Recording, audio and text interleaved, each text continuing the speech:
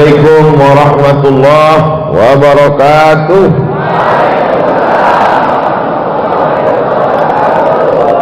Bersyukur kepada Allah subhanahu wa ta'ala dengan mengucapkan alhamdulillahi rabbil alamin. Berselawat kepada Rasulullah dengan mengucapkan Allahumma salli ala sayyidina Muhammad wa ala alihi wa sahbihi wa barik wa sallim. Hadratul muhtaramin, para kiai, alim ulama, tuan-tuan guru, tokoh masyarakat, tidak dapat saya sebut satu persatu. Insyaallah kita semua dimuliakan Allah subhanahu wa ta'ala. Amin ya rabbal alamin. Yang pertama kali dibangun di atas muka bumi ini menurut Al-Quran, a'udzubillahi minasyaitonir rajim, inna awwala baitin, yang pertama kali dibangun di atas muka bumi, awwala baitin wudi'a lin-nasi lalladzi bi Bakkah mubarakah, itulah dia bangunan pertama di kota Bakkah, disebut juga sebagai Makkah, disebut juga sebagai Ummul Qura, Al-Masjidil Haram. Dalam ayat yang lain Allah katakan subhanalladzi asra bi'abdihi lailan minal masjidil haram ilal masjidil aqsa. Bangunan yang kedua juga adalah masjid, itulah dia Al-Masjidil Aqsa. Sahabat bertanya kepada Nabi sallallahu alaihi wasallam, "Kam bainahuma ya Rasulullah?" Berapa jarak antara keduanya wahai Rasulullah? Antara Masjidil Haram dan Masjidil Aqsa itu berapa wahai Rasulullah? Nabi sallallahu alaihi wasallam menjawab, "Arba'una sanah." 40 tahun. Lalu kemudian setelah datangnya Nabi Muhammad sallallahu alaihi wasallam 13 tahun di kota Makkah Al-Mukarramah, pindah ke Yathrib. Yang pertama kali beliau bangun juga di Kuba, itu adalah masjid. Sampai di Kuba hari Senin.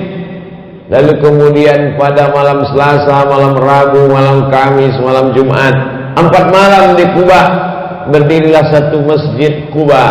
6 tahun lamanya Nabi sallallahu alaihi wasallam tidak bisa kembali ke kota Makkah Al-Mukarramah. Tahun pertama, tahun kedua, tahun ketiga, tahun keempat, tahun kelima, tahun keenam. 6 tahun tidak bisa melihat Masjidil Haram. 6 tahun tidak bisa melaksanakan umrah. Maka untuk mengobati kesedihan hati, mereka melaksanakan sholat sunat di Masjid Quba. Nabi berjalan kaki ke Masjid Quba. Maka orang yang sholat sunat 2 rakaat di Masjid Quba sama dengan melaksanakan umrah.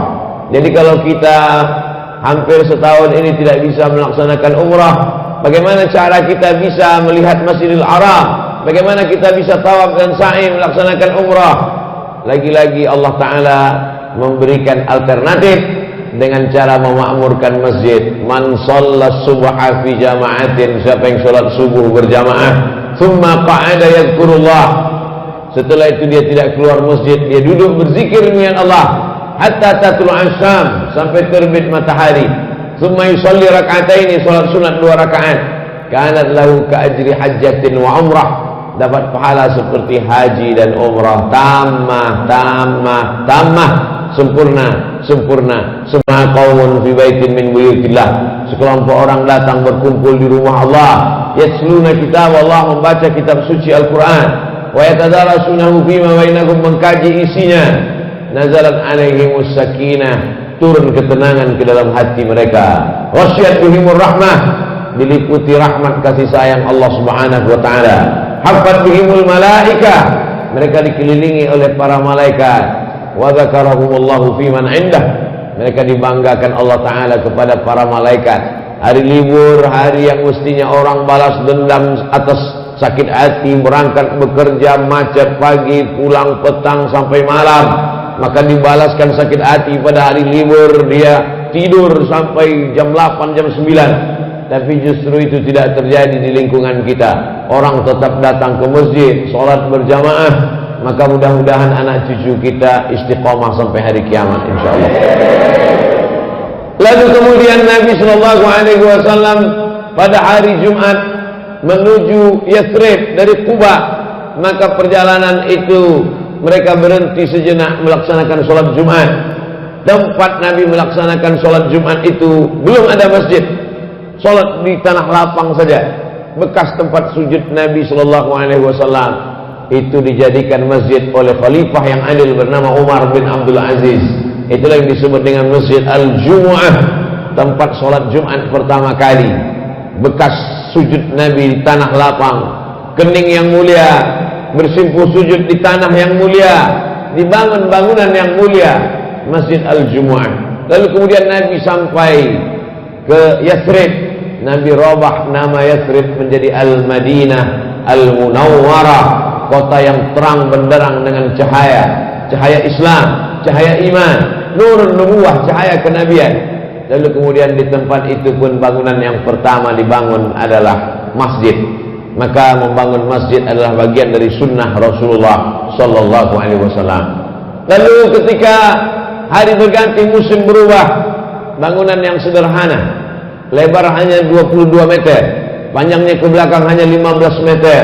Itu yang disebut Nabi SAW, ma baina baiti, rumah Nabi di sebelah kiri mimbar, ma baina baiti wa mimbari, antara rumahku dan mimbarku, raudhatun min riyadil jannah, satu di antara taman-taman surga. Di sana orang sholat 1 rakaat maka sama dengan 500.000 rakaat, sama dengan 100.000 rakaat di masjid yang lain. Masjidil Haram, Masjid Nabawi, Masjidil Aqsa, la tusaddur rihal illa ila 3 masajid. Tidak amat sangat dianjurkan untuk melaksanakan musafir bepergian perjalanan panjang kecuali pada 3 masjid: Al-Masjidil Haram, Al-Masjidil Aqsa, Al-Masjidil Nabawi. Mudah-mudahan ketiga masjid ini salah satunya masih lagi dijajah oleh Israel. Mudah-mudahan dilepaskan Allah sebelum hari kiamat insyaallah dengan pertolongan Allah Subhanahu wa taala. Kalau sholat subuhnya sudah ramai seperti sholat Jumat, itu pertanda tak lama lagi Palestina akan merdeka dari jajahan Israel. Karena hanya orang yang sholat subuh, sholat yang paling berat bagi orang munafik adalah sholat subuh. Sholat yang paling berat, idza qamu ila sholati qamu kusala. Kalau mereka tegak melaksanakan sholat, tegaknya itu adalah tegaknya orang yang malas. Hatinya sebetulnya malas, hatinya sebetulnya berat, tapi karena ingin menunjukkan pada orang lain, ingin mempertontonkan kepada sahabat, kepada kawan, kepada tetangga, maka ditampakkannya dengan riya, yura'unan kepada jamaah sholat subuh. Karena melawan kantuk itu berat. Makanya Allah katakan, wa minal laili, dari sebagian malam, fatahajjad, tahajjud, lawan kantukmu, lawan tidurmu, nafilatallah, sebagai amal tambahan bagimu. Amal pokok subuh, zuhur, asar, maghrib, isya, tapi ada amal tambahan pada suatu malam. Nabi Shallallahu Alaihi Wasallam datang ke Masjidil Haram. Kenapa malam? Karena pada waktu siang, pada waktu pagi, telinganya diikat mereka, kepalanya dengan kain, mereka cekik lehernya. Lalu kemudian Allah Subhanahu wa taala melepaskan itu semua sampai akhirnya Nabi Muhammad SAW punya kekuasaan di kota Al-Madinah Al-Munawwarah. Itulah beda Makkah dengan Madinah. Sama-sama ada Masjidil Haram, di Madinah ada Masjidil Aqsa, tapi pada saat di kota Makkah Al-Mukarramah, di sana Nabi tak ada kekuasaan. Nabi tidak punya kekuasaan. Nabi tidak bisa sholat berjamaah bersama sahabat, bersembunyi, iman disembunyikan. Sampai-sampai ketika Nabi lewat di salah satu rumah sahabat, saat itu mereka sedang disiksa satu keluarga. Nama suaminya Yasir, nama anaknya Ammar bin Yasir, nama istrinya Sumayyah, perempuan pertama yang mati syahid ditombak jantungnya oleh Abu Jahal. Nabi hanya dapat berkata, sabran ya ala Yasir, bersabarlah wahai keluarga Yasir, inna mau'idakumul jannah, kalian dijanjikan masuk surga. Berbeda dengan ketika Nabi berada di kota Al-Madinah Al-Munawwarah. Dia pemimpin, dia punya kekuasaan. Bahkan orang Yahudi pun di bawah kuasanya. Yahudi Bani Nadir, Yahudi Bani Quraidah, Yahudi Khaybar, Yahudi Qainuqa berada di bawah kekuasaan Nabi Muhammad sallallahu alaihi wasallam. Maka kalau ingin masjid ramai, ingin masjid melimpah ruah, maka umat Islam mesti punya kekuasaan. Di Palestina, masjid yang tempat Isra Mi'rajnya Nabi Muhammad sallallahu alaihi wasallam, tentara Israel mengawasi, tentara-tentara polisi Israel mengintai, sehingga orang-orang tua saja yang dibenarkan sholat berjamaah. Anak-anak muda dikhawatirkan akan memicu keributan, akan mengadakan perlawanan, maka tidak boleh melaksanakan sholat berjamaah. begitu pentingnya kekuasaan. Jadi kalau ada orang mengatakan yang penting masjid ramai, yang penting sholat berjamaah, kekuasaan tidak penting. Kekuasaan amat sangat penting. Kita bisa lihat dalam sejarah Nabi di kota Makkah Al-Mukarramah, bandingkan bagaimana kita berada di kota Al-Madinah Al-Munawwarah. Hari berganti, musim berubah. Meninggal Nabi SAW, naik Abu Bakar Siddiq 2 tahun menjadi khalifah. Meninggal Abu Bakar Siddiq, naik Sayyidina Umar 5 tahun menjadi khalifah. Meninggal Sayyidina Umar, naik Sayyidina Utsman ibn Affan. Utsman bin Affan mulai merenovasi Masjid Nabawi. Sebagian sahabat yakrahuna, mereka tidak setuju karena ada bangunan-bangunan, tiangnya, dindingnya, atapnya itu adalah wakaf orang-orang pada generasi awal. Maka ketika diadakan renovasi Masjid Nabawi, mereka kurang bersetuju dengan itu. Lalu kemudian Utsman membacakan hadis Rasulullah SAW, man bana masjidan, siapa yang membangun masjid, banallahu mithlahu baitan fil jannah, dibangunkan Allah untuknya satu rumah di surga. Mendengar hadis itu terdiamlah para sahabat. Artinya apa? Di antara sahabat sendiri pun ada ikhtilaf, berbeda pendapat. Menurut Utsman, masjid ini mesti direnovasi karena umat sudah banyak. Tapi menurut sebagian sahabat, masjid tidak perlu direnovasi. Maka yang menyelesaikan konflik itu adalah kembali kepada sunnah Rasulullah sallallahu alaihi wasallam. Utsman membacakan hadis, man bana masjidan, siapa yang membangun masjid, lantainya, maka dia sudah membangun satu tempat dalam surga. Kalau ada orang merenovasi, maka itu tidak merubah kedudukannya di hadapan Allah Subhanahu wa taala. Selesai masalah khilaf kalau ada hadis Nabi sallallahu alaihi wasallam. Maka kalau ada di masjid kita ikhtilaf, berbeda pendapat, itu sesuatu yang lumrah biasa. Sahabat Nabi aja ada ikhtilaf, apalagi sahabat Uwas. Fa in tanaza'tum fi syai'in, kalau kamu ada perbedaan pendapat dalam satu masalah, farudduhu ila Allah, kembalikan kepada Allah, lihat Al-Quran. Wa ila Rasul, kembalikan kepada Rasulullah, lihat hadis sunnah Nabi Muhammad SAW. Tidak ada dalam Quran, tidak ada dalam hadis, kemana kita bisa kembali? Al-ulama warasatul anbiya, lihatlah pendapat para ulama, karena ulama adalah pewaris para nabi. Taraktu fikum amraini, kutinggalkan pada kamu 2 perkara, intamasaktum bihima, kalau kamu pegang yang 2 ini, lan tadillu abadan, kamu tidak akan sesat untuk selamanya. Kitab Allah Al-Quran wa sunnati, dan sunnah Rasulullah sallallahu alaihi wasallam. Dalam hadis riwayat Muslim, kitab Allah Al-Quran, wa itrati ahla baiti, dan keluargaku. Siapa itu keluarga Nabi? Alhamdulillah, kota Jakarta, DKI adalah di antara tempat yang dipilih oleh keluarga-keluarga Rasulullah sallallahu alaihi wasallam. Al-Haddad, Al-Jifri, Al-Shihab bin Shihab bin Yahya bin Syekh Abi Bakar, Al-Idrus, As-Sagaf. Ini adalah marga-marga zuriat Rasulullah SAW yang sampai ke pulau ini, yang sampai ke negeri ini. Mereka dicintai. Orang yang dicintai itu disebut dengan Al-Habib. Al-Habib artinya adalah orang yang dicintai. Berasal dari kata hub, cinta. Cinta kita kepada kakeknya, cinta kita kepada Sayyidina Al-Hasan wal Husain, maka cinta juga kita kepada keturunannya. Cinta itulah yang menghantarkan kita kepada surga Allah Subhanahu wa taala.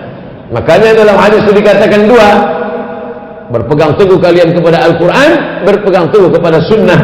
Tapi sunnah itu adalah hadis yang tertulis di kertas, dia tidak bisa menjelaskan dirinya. Hadis dalam Sahih Bukhari, hadis dalam Sahih Muslim, hadis dalam Sunan Ibni Majah, hadis dalam Sunan Nasa'i, hadis dalam Musnad Ibni Abi Shaybah, Musannaf Ibni Abi Shaybah, hadis dalam Musnad Ahmad bin Hanbal, hadis dalam Muwatta Malik. Dia tidak bisa menjelaskan dirinya. Dia hanyalah tulisan-tulisan di kertas mati. Lalu bagaimana dengan sunnah yang hidup, yang bergerak, yang berjalan? Sunnah yang berjalan itu adalah ada dalam keluarga Nabi Muhammad SAW. Litamassukihim bisunnah. Kenapa disebut ikuti keluargaku? Karena keluarga Nabi paling mengerti tentang sunnah. Karena keluarga Nabi orang yang mengamalkan sunnah. Karena keluarga Nabi orang yang paling berpegang dengan sunnah Rasulullah sallallahu alaihi wasallam. Jadi tidak ada ikhtilaf antara hadis yang mengatakan Al-Quran dengan sunnah, dengan hadis satu lagi Al-Quran dengan keturunan Rasulullah. Dua-duanya saling menguatkan. Yang satu sunnah dalam bentuk tulisan, yang satu sunnah dalam bentuk perbuatan. Yang satu sunnah dalam bentuk buku, yang satu sunnah dalam bentuk amal. Mudah-mudahan kita termasuk orang-orang yang mencintai sunnah dalam bentuk buku dan sunnah dalam bentuk amalan-amalan dan zuriat Rasulullah sallallahu alaihi wasallam. Lalu kemudian setelah meninggal para sahabat, bertebaranlah tabi'in ke seluruh penjuru dunia. Bangunan yang pertama mereka bangun adalah masjid. Maka di Nusantara ini pun kita melihat masjid-masjid tua. Di Banda Aceh masih ada masjid tua. Turun ke bawah Medan Sumatera Utara masih ada masjid tua. Turun ke bawah di Provinsi Riau Sumatera Barat, di Bengkulu, menyeberang lagi ke Pulau Penyengat, masih ada masjid yang dibangun begitu megah dan mewah. Sedangkan tempat kita masjid itu semennya dicampur dengan air. Di sana semennya dicampur dengan putih telur ayam. Menunjukkan begitu kayanya. Panjang umur sehat badan, kita adakan kunjungan ziarah ke masjid di Pulau Penyengat insyaallah. Amin. Melihat bagaimana orang-orang zaman dulu memuliakan masjid, sampai-sampai semennya dicampur dengan putih telur ayam. Kuningnya di mana Pak Ustaz? Ya dimakan. Saudara yang dimuliakan Allah Subhanahu wa taala, menunjukkan orang Islam itu kaya raya, hebat, megah. Dan itu adalah hadiah dari seorang sultan. Dia bangunkan satu masjid yang cantik di sebuah pulau yang indah, lalu kemudian dia berikan hadiah kepada istrinya sebagai bentuk cintanya. Memberikan hadiah adalah masjid. Supaya apa? Istana boleh hilang, memang betul-betul hilang. Istana terbuat dari kayu hilang, kerajaan berhilang, hari berganti, musim berubah, politik berganti, hilang kerajaan-kerajaan, istana musnah, kerajaan musnah. Tapi ada satu yang tetap kekal abadi, masjid. Mengalir pahalanya kepada sultan-sultan, mengalir pahalanya kepada yang pernah membangun, mewakafkan tanahnya, mewakafkan semennya. Lalu kemudian di zaman modern, Presiden Soekarno, apa yang beliau bangun?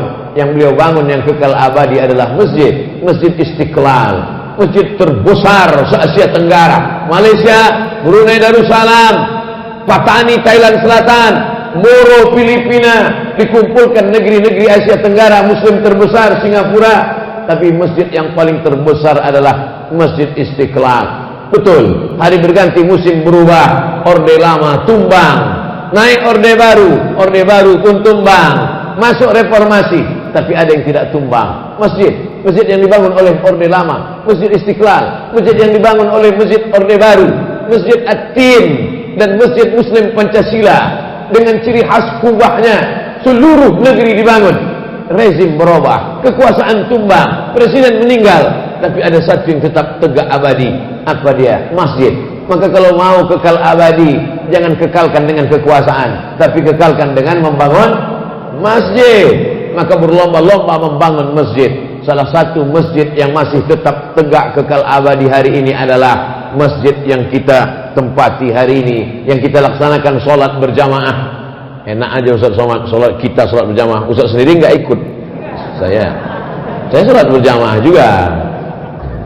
Sholat berjamaah. Masjid ini dibangun pada tahun 1998, diresmikan tahun 2018, selama 20 tahun dengan jumlah lupa saya berapa miliar, tapi yang jelas, oh masya Allah ada jamaah di atas. Kubahnya, keramiknya, kipas anginnya, televisinya, kaligrafinya megah, tak ada kurang satu apapun masjid ini. Kipasnya tak terlalu kuat, tapi anginnya dingin sekali. Luar biasa masjid ini. Nah, ini masjid ini semua orang yang berkontribusi dari mulai mewakafkan tanahnya, memberikan keramiknya, saking berlebihnya ini batu marmer tak tahu lagi di mana mau dipasang, ditempel ke dinding. Baik. Masjid-masjid lain ini menunjukkan masyarakat sekelilingnya ini masyarakat yang kaya raya. Dari takbirnya kuat sedikit. Allahu Akbar. Gitu dia. Kalau takbirnya slow kata setan, ini serius apa enggak gitu. Nanti generasi kedua, generasi ketiga, setelah 4 tahun, 50, 60 tahun, cucu-cucu mereka akan berkata, ternyata nenek moyang kami, kakek buyut mbah kami adalah orang-orang kaya. Maka mereka pun semangat mencari rezeki. Tapi mencari rezeki itu orientasinya bukan dunia. Kita tidak selesai rumah baru, mobil baru, sepatu baru, baju baru, udah selesai dengan kita. Kita adalah orang-orang yang zuhud. Orang zuhud itu apa? Orang zuhud itu adalah ada uangnya, ada hartanya, tapi tidak dia pakai untuk memperturutkan hawa nafsunya. Duitnya banyak, tapi dia tidak sibuk outfit dengan sepatu baru, baju baru, jaket kulit nyamuk. Kalau ada orang pakai jaket kulit buaya itu biasa, jaket kulit ular sawah itu biasa. Nyamuk dikumpul, terus jaket kulit nyamuk harga 300 juta. Hanya untuk mempertontonkan di hadapan orang, ini loh saya punya sesuatu yang kamu tidak punya. Itu orang yang memperturutkan hawa nafsu. Sedangkan orang yang zuhud adalah ada uangnya, ada duitnya, tapi tidak dia pakai untuk itu. Justru dia pakaikan untuk membangun masjid. Itulah orang yang zuhud. Tapi sekarang orang berpandangan zuhud adalah, itulah Pak Ustaz, ada orang zuhud pakaiannya koyak, sobek-sobek, compang-camping, dia nggak punya apa-apa. Itu loh Pak Ustaz zuhud. Itu bukan zuhud, itu fakir miskin, bodoh. Orang zuhud itu adalah orang yang punya uang, punya duit. Dia bisa bangun rumah megah, tapi tidak dia bangun. Lalu yang dia bangun apa? Dia buat rumahnya sederhana, mobilnya biasa-biasa saja, pakaiannya biasa-biasa saja, tapi yang dia pakai adalah membangun masjid. Itulah orang yang zuhud. Dokter-dokter spesialis zuhud, pengacara-pengacara zuhud, polisi-polisi zuhud, tentara-tentara zuhud.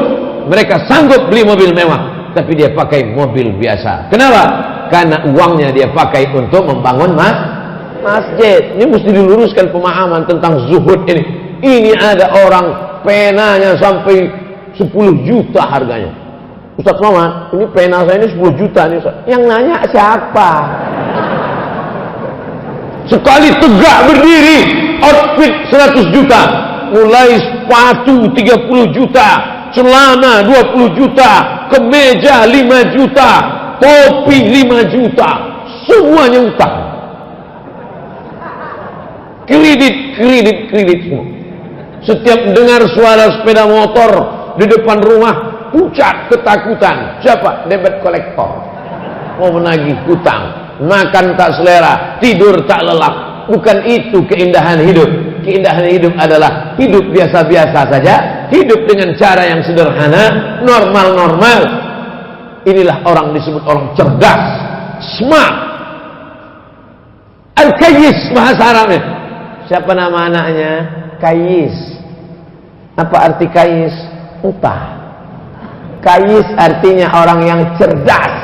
Siapa itu orang yang cerdas? Bukan orang yang IQ-nya 200, bukan orang IP-nya 4, bukan profesor doktor, bukan itu cerdas. Orang yang cerdas itu siapa? Mandana nafsahu, menekan hawa nafsunya. Nafsu makannya dia tekan, nafsu keinginan beli mobilnya dia tekan, nafsu ingin punya cincin emasnya dia tekan.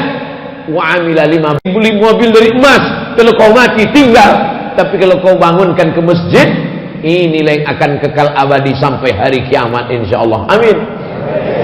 Jadi masyarakat di sekitar masjid ini adalah masyarakat yang cerdas. Kenapa? Karena uangnya dia pakai untuk bangun masjid. Dia meninggal dunia tanpa saya sebutkan untuk almarhumah fulanah binti fulan, tanpa saya sebutkan, mengalir pahalanya untuk mereka. Semua yang sholat di masjid ini, semua yang baca Quran, semua yang baca maulid, semua yang bersolawat, semua yang beristighfar, semua yang beriktikaf di sini, pahalanya mengalir kepada semua yang mereka meninggal yang sudah mewakafkan untuk masjid ini. Sekarang kalau mau sedekah untuk masjid ini, mau sedekah apa lagi? Semuanya sudah cukup, semuanya sudah mantap. Mau sedekah mikrofon, sebanyak-banyak mikrofon, 1, 2, ada yang mau dipasang. Saya tidak mau pasang mikrofon yang di telinga tadi. Nanti saya merasa seperti sedang jadi DJ. Salat subuh berjamaah di Masjid Jami Al-Mukarramah. Ada namanya masjid, ada namanya Masjid Jami. Apa beda masjid dengan Masjid Jami? Masjid nggak ada sholat Jumatnya. Sholatnya cuma subuh, zuhur, asar, maghrib, isya. Kalau ada sholat Jumatnya, namanya masjid jami. Di Yaman begitu, di Mesir pun begitu. Cuman 2 aja. Masjid dekat rumah kami kecil, nggak ada sholat Jumatnya, namanya masjid. Kalau ada sholat Jumatnya, masjid jami. Masjid ini ada sholat Jumatnya? Mimbarnya mana? Masya Allah. Ini angkat tiang. Ini mimbar. Aslinya dalam fikih itu cuma 2. Masjid yang ada sholatnya tapi nggak ada Jumat. Masjid yang ada sholat Jumatnya, masjid jami. Sampai ke Indonesia jadi 7. Masjid Agung, Masjid Raya, Masjid Besar, Masjid Jami, Masjid Islamic Center, surau, langgar, musola. Orang Jawa dilanggar nggak mati. Di Jawa banyak langgar, kalau di Sumatera banyak surau. Makanya ada novel judulnya Runtuhnya Surau Kami. Surau itu adalah nama, local wisdom. Orang kita memberi nama, tapi semua itu adalah masjid. Makanya kalau ada dekat rumah langgar, sampai Arab Lungonang di Arab Lungonang langgar, jangan sampai dilanggar. Usolli sunatan tahiyatal langgar 3 rakaat lillahi ta'ala. Tetap sholatnya tahiyatal masjid. Enaklah kamu sudah sedekah bangun masjid, pahalanya mengalir. Saya cuman bangun langgar, nggak ngalir juga. Tapi langgar nggak ada disebut dalam hadis. Terjemahannya itu namanya langgar. Jadi jangan benturkan antara budaya. Budaya ini juga adalah bagian dari budaya umat Islam di Indonesia. Nanti kalau ada orang bertanya, Ustaz Somad, ada langgar di zaman Nabi? Enggak ada. Langgar dan surau itu bid'ah, wa kullu bid'atin dhalalah, wa kullu dhalalatin finnar. Namanya saja. Cara memanggil orang pun begitu. Dipanggil orang, hayya 'alas shalah.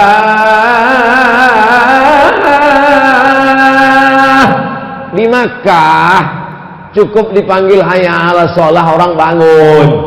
Di Madinah, as-salatu khairum minan naum, bangun.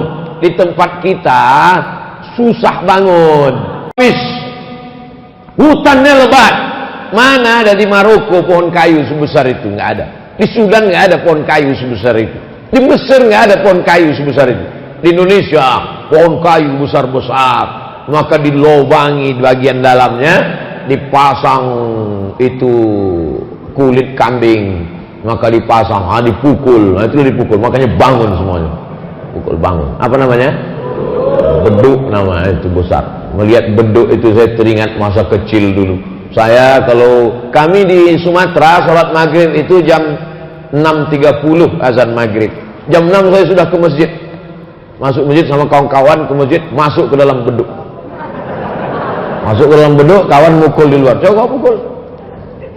Masa kecil itu akan terngiang sampai besar. Melihat beduk, ingat itu. Anak-anak sekarang sudah lagi tidak lagi diingatkan itu. Jadi jangan dikatakan ini beduk tidak ada zaman Nabi, maka beduk ini bid'ah, wa kullu bid'atin dhalalah, wa kullu dhalalatin finnar. Kata yang udah ngasih beduk, aku sudah ngasih kayu sebesar itu, kau masukkan pula aku ke neraka lagi. Neraka yang dimuliakan Allah Subhanahu wa taala, itu hanya cara membangunkan orang. Maka dipukullah dia, terbangunlah. Dan setiap daerah itu ada punya tradisi masing-masing. Ternyata satu kali pukul, saya tidak hafal itu, pukul begini itu manggil untuk sholat, pukul begini itu manggil untuk rapat, pukul begini itu manggil untuk makan bersama, pukul begini itu tanda ada orang nikah. Tahu-tahu datang orang dari kampung lain, salah pukul, sangkanya makan. Pas datang, mana makannya? Kok nggak ada. Jadi itu adalah tradisi, kebudayaan lokal. Kemudian masuk ke dalam masjid. Jadi kalau beduk itu dikatakan tidak ada zaman Nabi, maka sesungguhnya kubah pun juga tidak ada zaman Nabi. Ini beduk ini tambah-tambahan, maka kubah pun juga tambah-tambahan. Karena zaman Nabi Muhammad SAW tidak ada kubah. Kubah itu adalah tradisi arsitektur bangunan Bizantium. Ada seorang kaisar namanya Kaisar Bizanti. Dia membuat kota, nama kota itu menjadi Bizantium. Setelah itu ada lagi kaisar namanya Konstantin. dirobahnya kota itu menjadi nama Konstantinopel. Kotanya sama, tapi berbeda kaisar. Begitu raja-raja zaman dulu. Kalau dia mau buat satu kota, dibuatnya atas nama dia. Andai saya nih kaisar, raja, saya buat nama kota itu kota Somadium. Nama dia Bizanti. Dibuatnya kota, dirobahnya kota itu bernama Bizantium. Ciri khas bangunan Bizantium ada tiang melengkung. Jadi selamanya ada tiang-tiang, dibuat tiang melengkung dengan batu-batu yang disusun. Batu itu dipotong, bagian bawahnya kecil, bagian atasnya besar, lalu disusun melengkung sehingga batu itu tidak jatuh ke tengah. Bisa lihat, jangan lihat sekarang, nanti lihat di Google arsitektur ciri khas Bizantium, bangunan tiang melengkung. Maka dibuatlah tiang melengkung. Itu baru ada ketika Islam sampai ke negeri-negeri jajahan Bizantium. Sebelum itu di kota Makkah tidak ada kubah. Waktu itu atap Masjid Nabawi itu hanyalah pelepah korma yang disusun-susun datar saja. Lalu kemudian dari mana itu datang menara? Menara diambil dari kata nar. Nar artinya api. Menara, tempat api di atas. Tempat api di tepi laut Mediterania. Ketika orang naik kapal, dia tidak tahu mana tepian. Di tengah menyebutnya mercusuar. Maka ketika Islam sampai, pasukan Islam dari kota Al-Madinah Al-Munawwarah menyeberang Laut Merah sampai ke sebuah kota yang didirikan oleh Kaisar Alexander the Great. Kota itu bernama Alexandria. Alexandria adalah kota 200 km dari Kairo. Di sana ada sebuah mercusuar. Mereka buang apinya. Dibuang apinya, naiklah muazzin ke atas. Dia azan dari atas. Allahu Akbar, Allahu Akbar. Suara lebih kuat, kena lebih tinggi. Itulah asal muasal ma'zanah, tempat azan. Bilal tidak pernah azan di atas menara. Karena zaman Nabi tak ada menara. Bilal azan di atas satah, di atas atap rumah orang di kota Al-Madinah Al-Munawwarah. Jadi bangunan-bangunan ini adalah tambahan setelah Nabi Muhammad SAW meninggal. Kubah bukan diajarkan Nabi. Menara bukan dibuat Nabi. Tapi sekarang kalau sudah masjid, seolah-olah menara dengan kubah adalah rukun masjid. Ini menunjukkan Islam boleh mengambil arsitektur bangunan. Maka kita lihat di Bandung ada masjid dengan arsitektur saudara kita dari Tionghoa, Masjid Cheng Ho. Ada di Semarang. Lalu kemudian di Makassar saya pernah ceramah di masjid Cina. Ini boleh mengambil. Ini kenapa? Karena Islam tidak mengharamkan bangunan arsitektur selama tidak mengambil akidahnya, selama tidak mengambil keyakinannya. Yang diambil hanya bangunannya. Yang selama bagus-bagus tidak salah. Apa bagusnya kubah? Maka dengan arsitektur melengkung kubah, di tengah tidak ada tiang. Apa bagusnya menara? Dengan adanya menara, maka muazzin lebih leluasa, suaranya lebih sampai ke telinga jamaah. Zaman dulu muazzin itu naik ke atas. Zaman sekarang muazzinnya di bawah, suaranya yang ke atas. Yang menyampaikan suara ke atas siapa? Kabel. Ada juga pakai kabel. Allahu Akbar. Ada juga suara walaupun kecil. Allahu Akbar, Allahu Akbar. Sampai suara. Setelah itu imam pun meletakkan mikrofon ke bajunya. Setelah itu imam pun sholat. Allahu Akbar. Setelah itu salam. Assalamualaikum warahmatullahi. Muncul masalah baru. Apa masalahnya? Ternyata kabel imam sampai ke atas menara. Di atas menaranya banyak tai burung. Pak Ustadz, boleh nanya? Boleh. Apa hukumnya imam sholat, kabel yang nyangkut di bajunya ada tai burung sampai ke atas? Memunculkan masalah fikih baru. Gimana pertanyaannya Pak Ustadz? Apa jawabannya? Orang saya yang nanya, masa saya yang jawab? Sudah dibahas dalam pembahasan para ulama. Saya hanya ingin menceritakan bahwa ketika kita belajar peradaban Islam, maka Islam tidak mengharamkan sesuatu yang tidak ada pada zaman Nabi Muhammad sallallahu alaihi wasallam. Jadi jangan membuat suatu masalah baru masjidnya sudah bagus, masjidnya sudah cantik, kita tinggal menikmati meramaikannya saja. Maka kita tinggal memakmurkan masjid. Siapa yang memakmurkan masjid ini? Innama ya'muru masajidallah. Orang yang memakmurkan masjid ini man amana billah, beriman kepada Allah, wal yaumil akhir, percaya bahwa dunia ini akan kiamat, wa aqamas shalah, dia menegakkan salat, wa ataz zakah, dia bersedekah, berzakat, berinfak, berwakaf, wa lam yakhsha illallah. Makanya doa Nabi Ibrahim alaihissalam, Rabbi ja'alni muqimas shalah, jadikan aku orang yang menegakkan salat, wa min dzurriyyati, sampai anak cucu keturunanku orang yang menegakkan salat. Rabbana wa taqabbal du'a. Bapak-bapak yang istrinya hamil, Rabbi ja'alni muqimas shalah. Ibu-ibu yang sedang mengandung, Rabbi ja'alni muqimas shalah, jadikan aku orang yang menegakkan salat sampai anak cucu keturunanku. Tak ada gunanya. Anak kamu berapa? 3. Yang pertama pejabat, yang kedua orang kaya, yang ketiga bisnismen. Tiga-tiganya tak sholat, neraka jahanam tempatnya, menjadi keraknya api neraka. Ma salakakum fi saqar, mengapa kalian masuk ke